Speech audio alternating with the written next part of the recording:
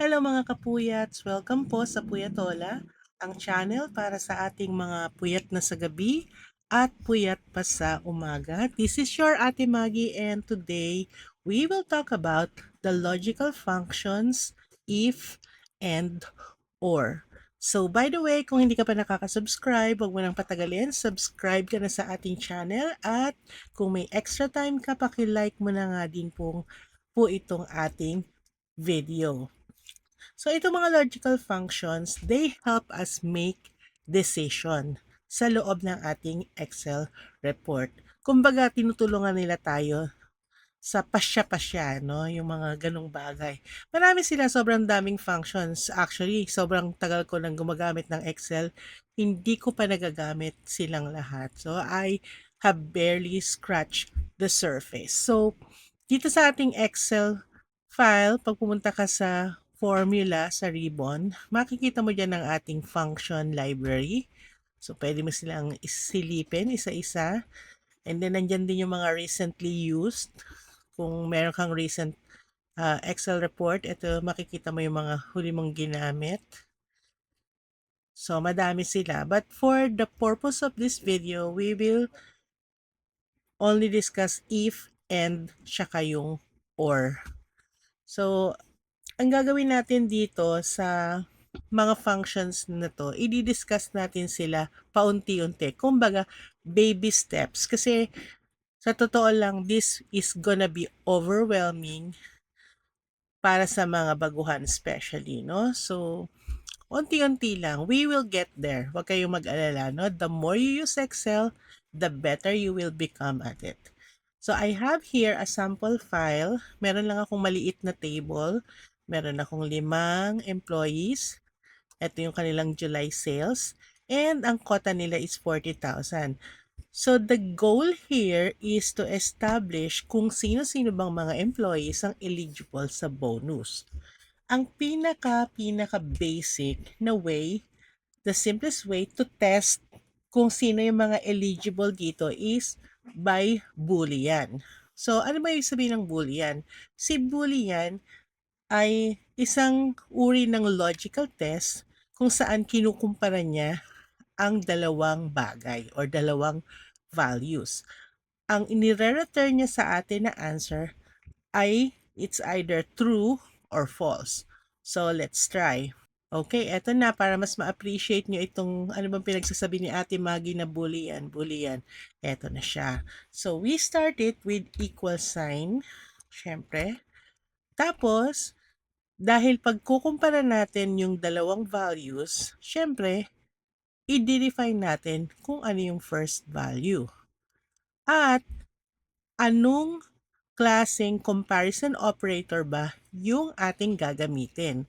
So, sa ating sample na to, we are trying to establish kung ito bang nasa column B, 3 hanggang B7 ay more than or equal to sa ating quota, which is 40,000. Okay. So, more than or equal to quota. So, dapat nating tandaan kapag meron tayong reference cell, halimbawa itong quota, ito yung ating reference cell, kailangan gawin natin siyang absolute. Paano ba yon, Ate Maggie? So, ipapakita ko muna sa inyo kung anong mangyayari kapag hindi absolute ang ating cell reference. So, tama naman, di ba? Gusto nating malaman si B3 ba ay more than or equals to B9. Enter. So, pag ibinaba mo tong formula sa iba nating rows, lahat siya true. Paano nangyari yun, Timagi? Si Jennifer Crinkles at saka si Violet Blue, hindi naman naka 40K. That is because hindi natin ginawang absolute reference yung ating quota. So, nung bumaba from B3, nung bumaba na tayo sa B4, si B9 naging B10 na.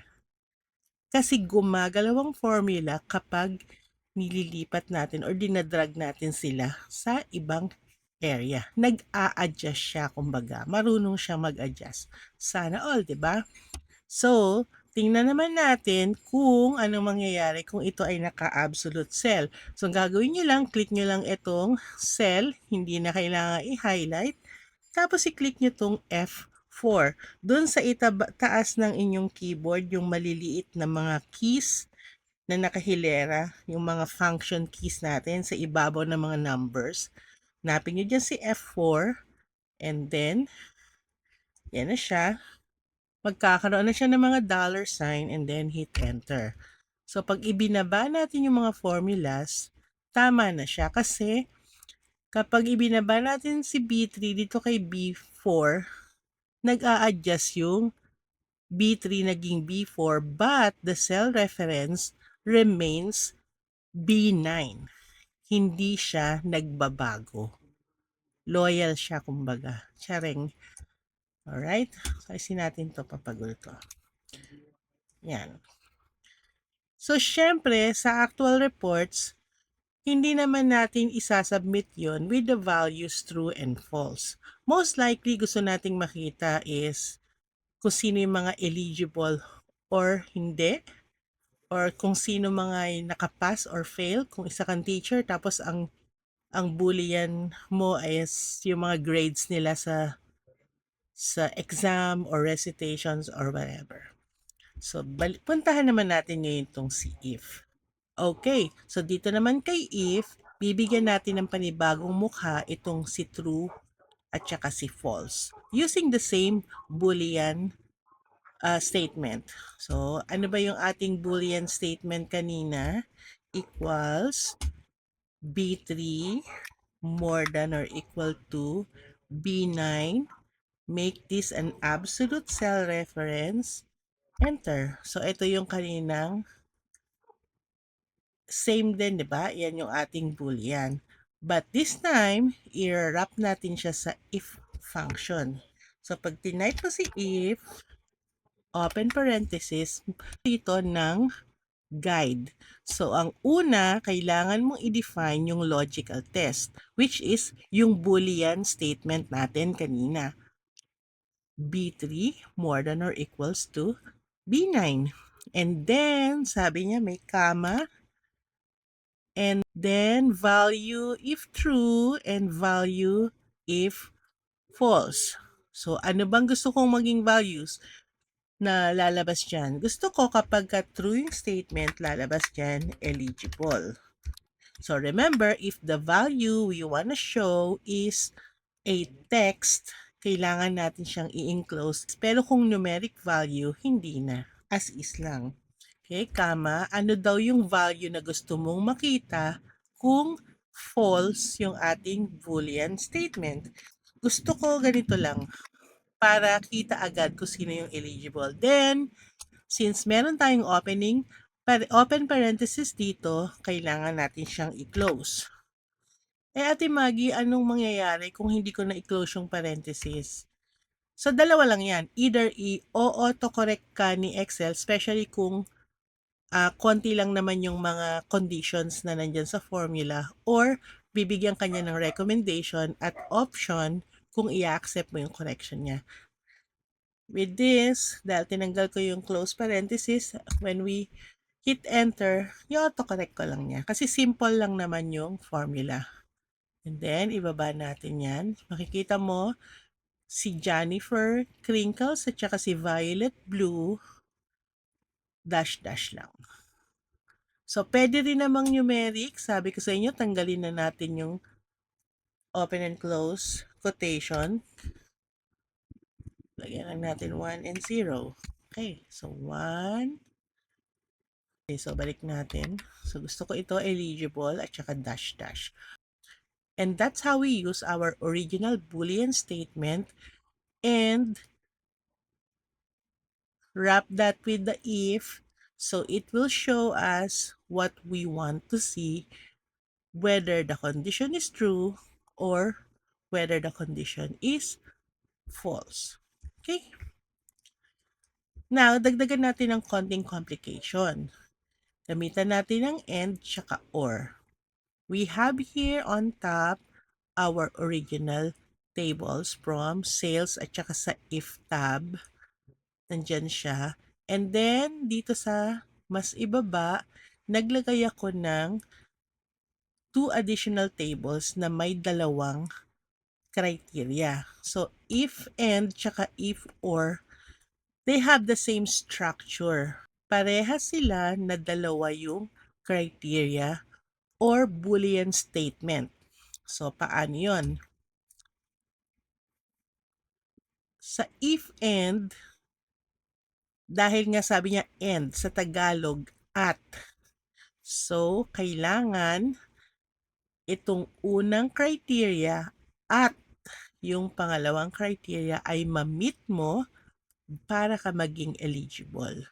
Sa if or naman, ibig sabihin ng or sa Tagalog ay o. Ibig sabihin alinman dito. Alinman sa dalawang criteria na present dito, ang ma-meet mo ay eligible ka na. Samantalang dito sa end, all or none to. Kailangan ma-hit mo siya parehas. Kung hindi, olats ka na. Dito naman sa or, isa lang ang ma-hit mo, winner ka na nun. So how does it work? Reviewin muna natin ulit si if, and this time, direct na natin siyang i-type. Equals if, open parenthesis, logical test 1. Si B3 ba ay more than or equals to Dakota, which is B9? Comma. Siyempre, wag mong kalimutan na gawing absolute cell reference, F4. Tapos, value if true, yes na lang natin to, tsaka no. And then, enter. Baba natin siya. So, ganun lang siya kadali, di ba?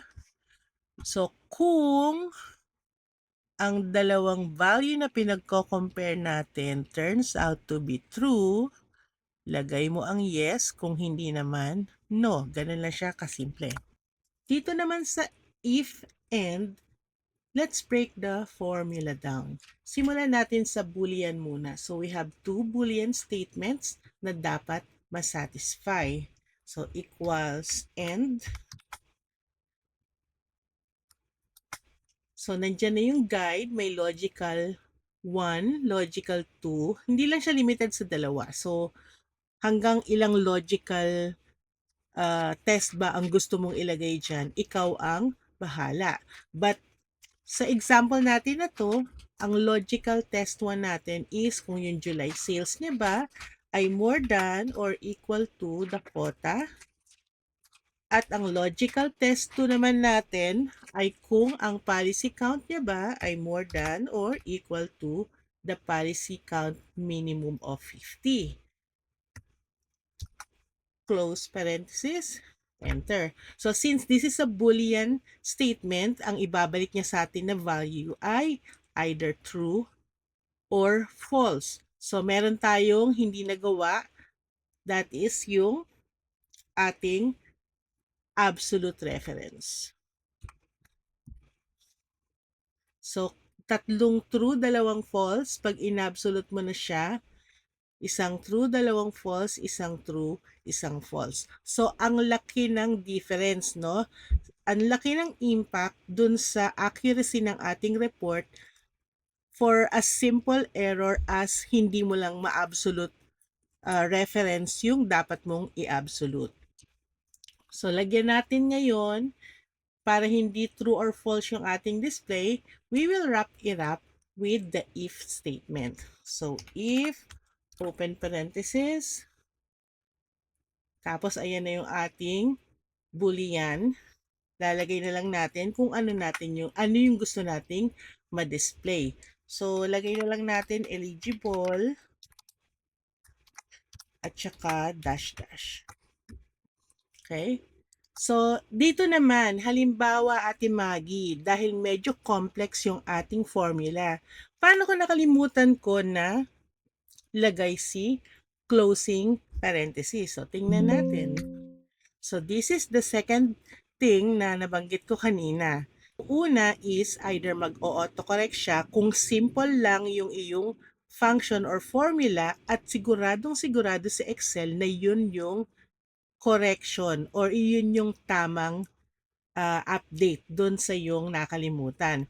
Ngayon, dahil may mga additional tayo na parameters dito or criteria, papakita muna sa'yo ni Excel na ito yung iniisip ko na tamang formula na dapat nakalagay dyan, pero kailangan mo munang i-verify kung tama ba itong suggestion ko. So, do you want to accept? I will accept this kasi talaga namang ang hindi lang natin inilagay is yung closing parenthesis dito sa dulo. So, click yes. And then, baba natin. So, yan. So, tingnan mo ha, sa ating if and, we have the same sets of data lang dito sa ating if and tsaka if or. Sa if and natin, dalawa lang ang eligible because they must satisfy both conditions. If and. So, si Brenda Gul at saka si Kimbala Hura lang. Next, let's try naman yung if or. So, dahil alam na alam niyo na si Boolean, ididiretso na natin yung formula.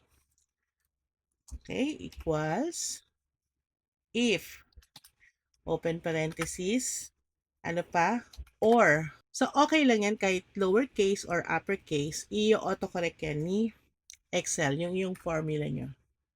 Okay, so yung unang Boolean statement natin, B24 more than or equal to B19. Let's make this absolute. F4. Next, yung ating second Boolean statement, C24 more than or equal to B20. Make this absolute. O, close muna natin yung una. And then, comma, lagay natin yung value. Lagay ko na lang dito rin, yes at saka no. It's totally up to you. And then, close mo na siya.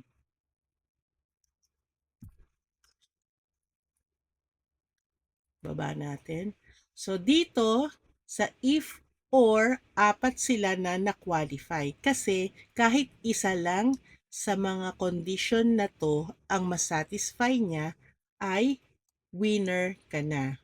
Guys, if you need the practice file, I will upload this sa aking Google Drive.